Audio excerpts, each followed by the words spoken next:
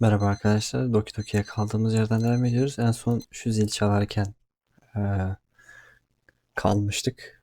Ve evet, tekrar yataktan durup etrafa bakıyorum. Natsuki yok. Bir yere mi gitti acaba? Odaya baktığımda okul kıyafetleri hala burada. Demek ki gitmemiş. Belki de aşağı inmiştir. Artık yataktan kalksam iyi olur. Yere serdiğim yatağı toplayıp elimi yüzümü yıkıyorum ve aşağı iniyorum. Mutfaktan sesler geliyor. Sanırım Natsuki bir şeyler hazırlıyor. Günaydın Yaz. Natsuki'ye bir şey demeden önce o beni fark ediyor. Günaydın Natsuki. Erkencisin sanırım. Ben mi? Sanki sen biraz uykucu gibisin ha? Belki biraz. Olabilir. Ne yaptığını öğrenebilir miyim? Omlet. Burada olduğum için şanslısın. Çünkü son kullanma tarihleri yaklaşmış. İnan bana ne zaman aldığımı bile hatırlamıyorum onları. Belli oluyor. Hadi gevezelik etmeden kahvaltımızı yapıp okula gidelim. Büyük bir zevkle. Masaya oturup Natsuki ile birlikte kahvaltımızı yapıyoruz. Gerçekten çok güzel olmuş Natsuki ya. Tabii ki güzel olacak. Ben yaptım ne de olsa. Ama ağzındakini bitirip konuşsan daha iyi olur. Sayıcıya benziyorsun şu an. Lokmamı bitirip konuşmaya devam ediyorum. Uzun zamandır bu şekilde kahvaltı yapmamışım. Ondan biraz iştahım kabardı. Çok güzel olmuş. Daha sık gelmelisin. Rüyanda görürsün. Oo, dalga geçiyorum. Bu da arada sırada olabilir. Hatta etkinlik olarak bile yapabiliriz. Beşimiz hep beraber. Evet işte fena fikir değil aslında. Bugün başka bir etkinliğimiz daha olacaktı zaten, değil mi? Hı hı. Oradayken Monika'ya söyleyebiliriz. Eminim o da çok beğenecektir. Lan, Natsuki ile benim telefonuma mesaj geliyor aynı anda. İkimize de aynı anda geldiğine göre kulüple ilgili bir şey sanırım. Olabilir. Natsuki ile aynı anda telefonları açıp gelen mesaja bakıyoruz. Sayuri'den. Ayaz, bugün okulda ilaçlama olacağı için okul tatil olmuş. Yani kulüp buluşması da iptal edildi. Evet, bana da Monika göndermiş aynı mesajı. Sanırım bugün yapacak bir şeyimiz kalmadı. Evet, öyle gözüküyor. Ne yapacaksın peki sen? Evin anahtarı hala yok. Babam akşam eve gelecek. O geldiği zaman bana kapıyı açar. Akşama bayağı vakit var ama o zamana kadar bir şeyler yapabiliriz en azından. Bilmiyorum Beyaz. Hem sana daha fazla yük olmak istemem. Hayır hayır, asla böyle düşünme lütfen. Üstelik bu güzel kahvaltı için sana borçluyum. Doğru, bana borçlusun artık. Peki aklındaki nedir? Kahvaltıdan sonra biraz manga okumaya ne dersin? Ben sana kendi koleksiyonumu gösteririm. Sen de kendi koleksiyonundakilerden bahsedersin biraz. Biraz okuduktan sonra da dışarı çıkabiliriz. Hem senin eve gitmen daha kolay olur bu şekilde. Olabilir ama fazla geç kalmamalıyız yine de. Ne? Neden? Baban eve akşam gelmeyecek mi zaten? Evet ama geç kalmak istemiyorum yine de. Neden her şeyi soruyorsun sen? Üzgünüm üzgünüm. Sen nasıl diyorsan öyle olsun. Güzel. Natsuki ile beraber kahvaltımızı bitirip tekrardan odama çıkıyoruz. Ve ona kendi mangalarımı gösteriyorum.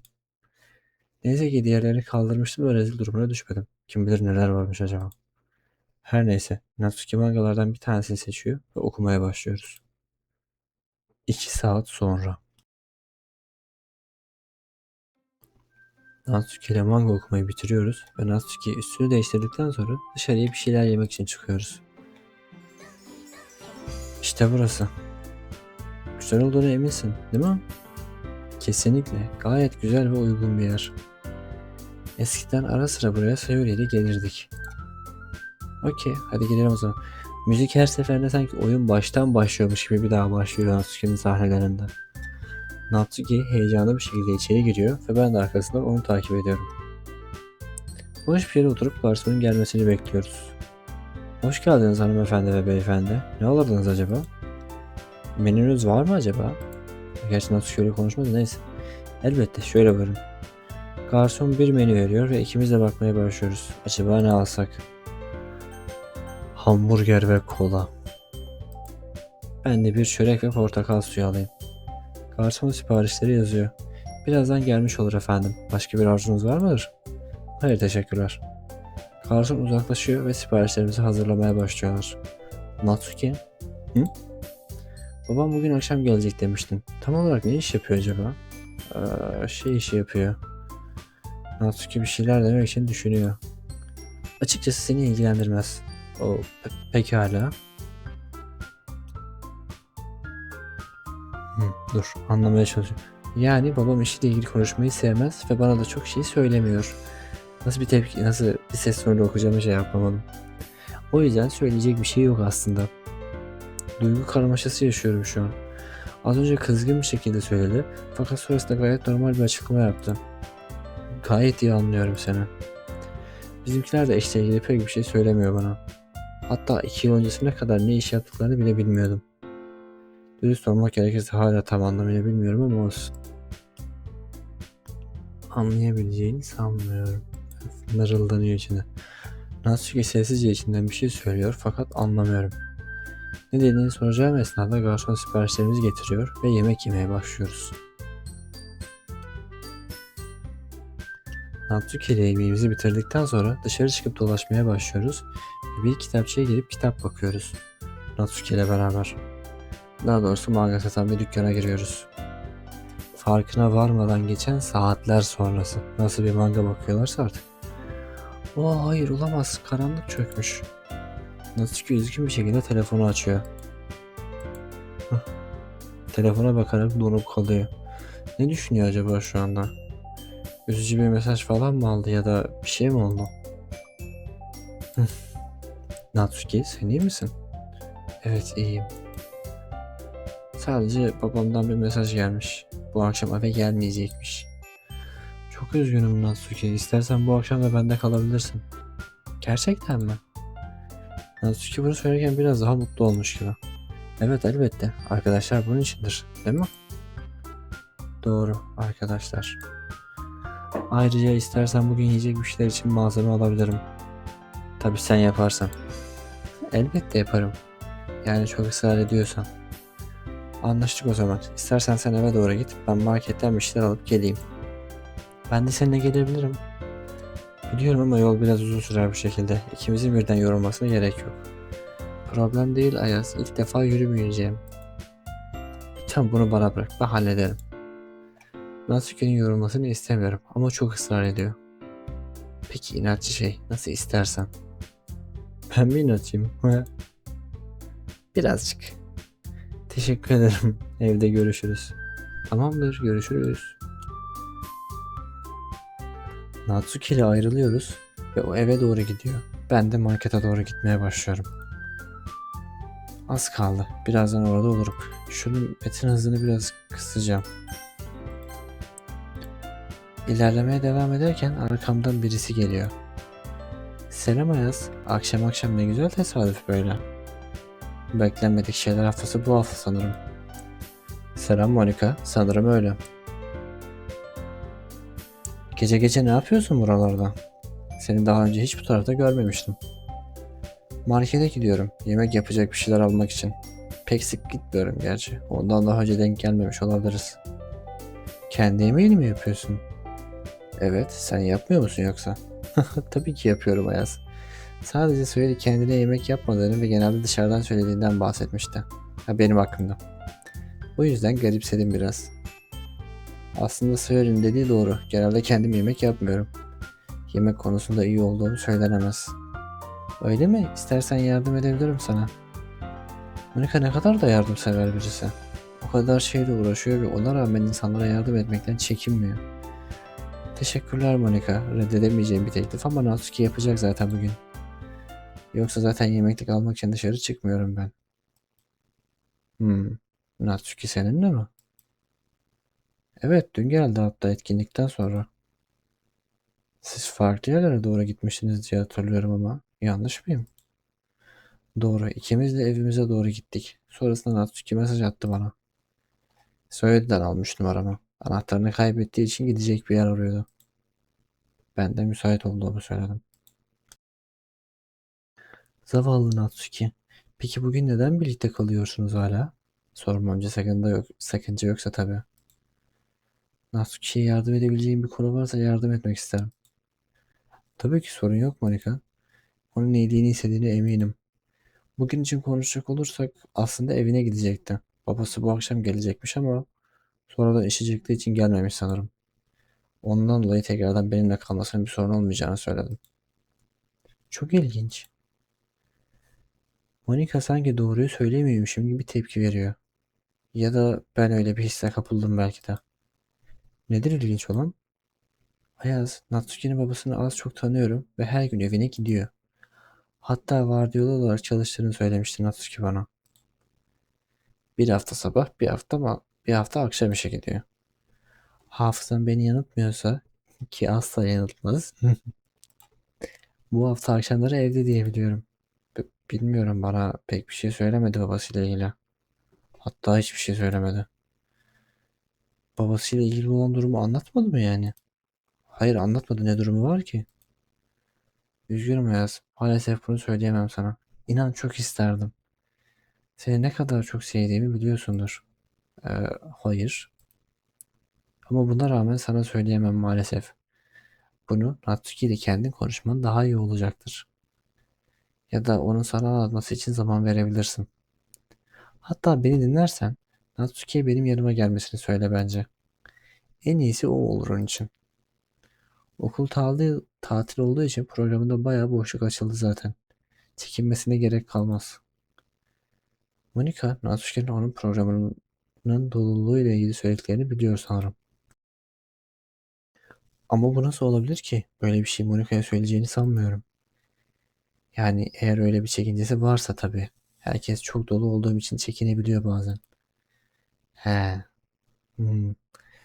Ama benim sevdiğim insanlara daima vaktim vardır Ayaz. Senin de sorman gereken bir şey olursa ya da bir isteğin daima bana sorabilirsin. Dışarı çıkmak istersen de çıkıp bir şeyler yapabiliriz. Monita adeta aklımdan geçenleri okuyup ona göre cevap veriyor. Sanki kafamdan geçenler onun kulağına gidiyor. Allah Allah. Gerçi çok fazla insan tanısam ben de böyle olabilirdim belki de. Çok iyisin Monika. Eve gittiğimde Natsuki'ye dediklerini söyleyeceğim. Pekala Hayas. Ve unutma, yemekler için yardım gerekirse beni arayabilirsin. Evet sesim. Teşekkürler Monika. Bu arada evet. Sen ne yapıyorsun burada? Ben mi? Her zamanki akşam koşusu için dışarı çıkmıştım. Evim hemen burada. Yakınız sanırım seninle, değil mi? Evet, öyleyiz. Benim nerede oturduğumu biliyor musun sen? Elbette. Saveri'nin hemen yanında oturmuyor musun? Doğru, tabii, Saveri'nin hemen yanı. Her neyse Monika, gitsem iyi olacak. Geç kalmak istemem. Görüşmek üzere Ayaz. Hoşça kal. Hoşça kal Monika. Monika ile vedalaşıp yanından ayrılıyorum. Sonunda markete gidip birkaç eşya alıyorum ve eve geri dönüyorum. Eve geldiğimde Natsuki ile konuşsam iyi olur. Monika'nın dediklerini eminim ki duymak isteyecektir. Hem kızlar birbirinden daha iyi anlarlar. Herhalde. Kapının altından aldığım yedek anahtarla içeri girip tekrardan anahtarı yerine koyuyorum. Ben geldim Natsuki. Hoş geldin Ayaz. Mutfaktayım. Monika da aynı, Natsuki de aynı, Sayori da aynı. Herkes aynı ses tonuna sahip. Umarım mısır gevreği falan almamışsındır. Tabii ki de almadım. Elimdekileri masanın üstüne bırakıyorum ve Natsuki birkaç malzemeyi alıyor. Ne yapmayı düşünüyorsun? Aklında bir şey var mı? Bu bir sır. Yardım edebilir miyim peki? Bu sefer değil. Yemeği yapma işini boş ver de bayağı geç kaldın sen. Çok mu uzakta gittiğin yer? Aslında bu kadar uzak değildi fakat de tek seferde söylesene cümleni Ayaz. Konuşma becerin o kadar da yetmiyor mu yoksa? Ha ha. Ha ha, ne kadar komik. Her neyse. Markete giderken yolda kimi gördüğüme inanamazsın. Kimi gördün? Monika'yı. Monika mı? Evet, Monika'yı gördüm. Ne oldu? Sesin garipleşti bir anda. Hayır, bir şey olmadı. Sadece garip bir tesadüf olmuş bu saatte. Bence de garip oldu ama sürekli koşuya çıkıyormuş bu saatlerde. Harika değil mi? Ya ne demezsin. Ne konuştunuz peki Monika'yla? O da benim ne yaptığımı sordu. Markete gittiğimi söyledim ben de. Sonra senden bahsettim. Benden mi? Ne konuştunuz benimle ilgili? Seninle ilgili konuşmadık Natsuki. Sadece senin bende kaldığından bahsettim, o kadar. Yoksa Monika gelip kendisi bana yemek yapmada yardım edebileceğini söyledi. Ayrıca bir şey daha söyledi. Onunla konuşursan iyi olabilirmiş. Neden bilmiyorum ama bunu sana söylememi istedim. Öyle mi? Başka bir şey dedi mi peki? Babasıyla ilgili olanları anlat. Hayır, bunları söylersem hiç karşılayacağını düşünmüyorum. Bizi hatamızdan döndürüyor. Üstün güçler. İçimden bir ses söylemeyip sessiz kalmam gerektiğini hissettiriyor. Hayır, başka bir şeyden bahsetmeden. Anlıyorum. Benim telefonuma bakmam lazım. Bir saniye. Natsuki hazırladığı eşyaları öylece bırakıp telefonunu almaya gidiyor. 15 dakika sonra. Natsuki bir süre sonra okul kıyafetiyle birlikte salona geliyor. Ayaz, benim gitmem gerekiyor. Ağlamış gibi sanırım ya da çok sinirli. Kötü bir şey mi oldu yoksa? Neden?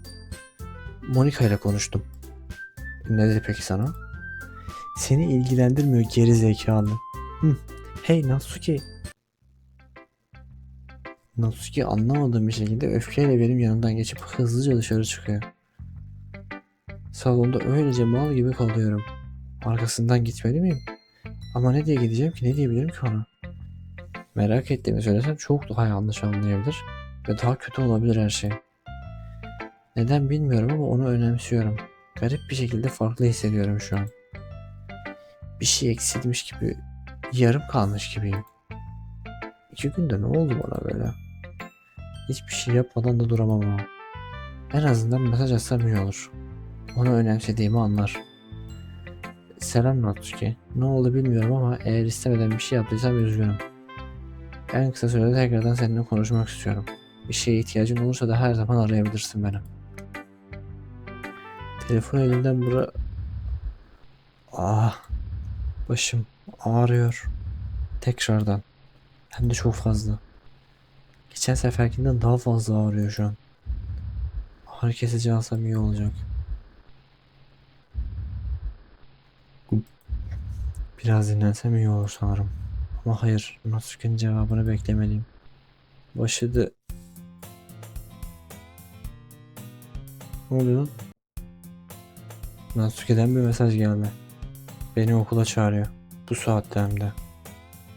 Ne olduğunu bilmiyorum ama gitsem iyi olacak. Eminim bir sebebi vardır. Evine gitmiyor muydu oğlum bu? Gittiğimde ne olduğunu daha iyi öğrenirim.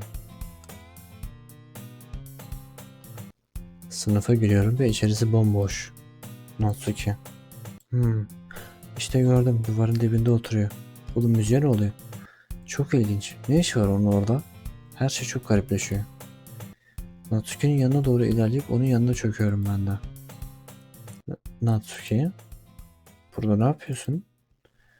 Sonunda gelebildin Ayaz. Hiç gelmeyeceksin sandım. Elimden geldiğince hızlı geldim buraya Natsuki ama senin burada ne işin var? Benim mi? Hatırlamıyor musun? Birbirimize söz vermiştik. Burada buluşalım diye. Hayır.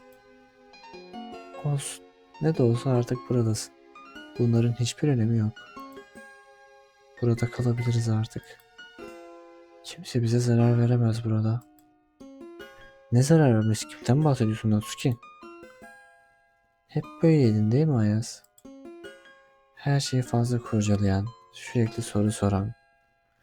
Onun seni neden sevdiğini anlamıyorum aslında. Ama ben de neden seni sevdiğimi bilmiyorum. Yoksa aşk böyle bir şey mi Ayaz? Nedensiz bir şekilde sevmek mi? Sanırım öyle bir şey Natsuki ama burada daha fazla kalmayalım bence. Tekrardan benim evime gitmeye ne dersin? Hayır olmaz. Senin evinde olursak bizi fark ederler. Burası gayet güvenli. Hem onu da gönderemez buraya. İkimiz de güvendeyiz. Burada birlikte yaşayabiliriz. Tabii sen de istersen. İstersin değil mi Ayaz? Beni seviyorsun değil mi? Evet. Seviyorum. Evet Natsuki, elbette ben de seni seviyorum. Ama şu anda burada bir şeyler yolunda gitmiyor gibi hissediyorum. Hayır Ayaz, her şey gayet yolunda. Bak etrafına, Ne görüyorsun? Hiçbir şey. Kesinlikle. Bu demek oluyor ki kimse burada olduğumuzu bilmiyor. Yani güvendeyiz artık. Natsuki saçmalamaya başlıyorsun iyice. Sen iyi falan değilsin. Ben mi saçmalıyorum? Saçmalayan sensin Ayaz. Anlamıyorsun hiçbir şeyi. Benimle birlikte olmak istiyorsan buradan ötesi yok. Başka hiçbir şey yok. Güvenmek yok. Dışarı çıkmak yok. Hadi Natsuki yeter artık gidelim buradan. Korkutmaya başlıyorsun beni. Korku. Daha önce hiç korkmadın mı Ayaz? Hiç saklanmak zorunda kalmadın mı? Bu benim hayatım. Saklanmalıyım. Saklanmalıyım ki her şey yolunda ilerlesin. Yoksa her şey çok kötü olur. Saçmalama Natsuki, kimseden saklanmak zorunda değiliz. Hayır, sen zorunda değilsin. Ben zorundayım. Monika'yı seçmeliydin Ayaz. Eğer saklanmak istemiyorsan, korkmak istemiyorsan, mutlu olmak istiyorsan Monika'yı seçmeliydin. Onun her şeyi var. Benim sadece mangalarım ve saklanacağım karanlık köşeler var Ayaz. Natsuki'yi kolundan tutup ayağa kaldırıyorum. Yeter artık Natsuki, hadi gidiyorsun. Hiçbir yere gitmiyoruz. Anlasana artık bunu. Bunlar dışında hiçbir şey yok. Bunlar yeterince tatlı değil mi yoksa? Ya ben tatlı değil miyim? Beni sevdiğini söyledin az önce. Sevgi her şeye rağmen birlikte olmak değil mi? Senin sevgin bu kadar mı yoksa? Lütfen bu kadar olmadığını söyle bana. Konuş benimle Ayaz. Konuş benimle. Ararız. Kesikme için üzgünüm. Haberleri değil ve belli oluyor. Hem de hiç iyi değil. O da belli oluyor. Monika ile karşılaşman, Natsuki'nin gitmesi. Bunların hepsi kötülüğün ayak sesleri. Ama önce senin kalp ritmini düzeltmeliyiz. Gördüğün o korkunç rüyadan çıkman için hemen müdahale etmem gerekiyordu ve uyanmadan önce konuşmamız gerekenler var. Daha iyi. Şu an düzeldi biraz daha. Elinden geleni yaptığını biliyorum. Fakat daha fazlasına ihtiyacın olacak. Hem de çok daha fazlasına ve dikkatli olmalısın. Natsuki'nin durumuyla ilgileniyorum. Bu gece daha bitmedi. Kendini hazırla ve elinden geleni yap. Bu akşam ya kaderi değiştirip yeni baştan yazacağız ya da eskisinden de kötü bir noktaya varacağız. Artık yapacak bir şey yok. Ha, bu da ne böyle? Telefonum çalıyor. Natsuki arıyor. Natsuki araya dursun arkadaşlar. Çok bir yerde kestiğimi biliyorum.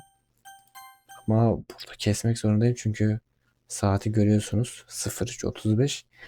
Gece saat 3:30 bu videoyu çekiyorum ve yetiştirmem lazım. O şekilde yarın kaldığımız yerden, yani siz bu videoyu izledikten sonraki gün kaldığımız yerden final partiyle devam edeceğiz. Ve bundan sonra da Natsuki'nin Easter egg yolunu oynayacağım. Sizler için nasıl gideceğini göstereceğim. Ve o kısma başlayacağız. Buraya kadar izlediğiniz için teşekkür ederim. Yorum yapmayı, abone olmayı, beğenmeyi ve paylaşmayı unutmayın. Hepiniz kendinize iyi bakın. Hoşça kalın. Bay bay.